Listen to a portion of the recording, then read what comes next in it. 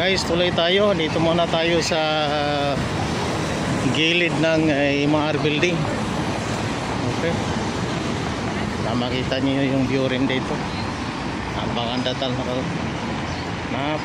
talaga rin. Dahil dyan sa Burj Khalifa. Guys, maraming tao talaga rito.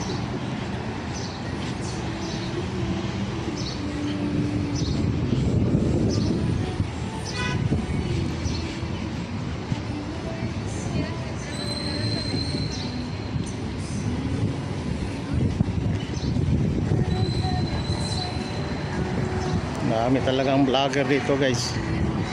Ayan, no, si ate.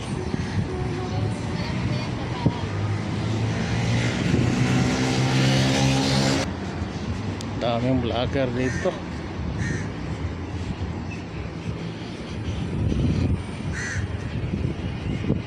Mayroong Gent supermarket. Okay guys, hanggang dito na lang po ulit at maraming salamat.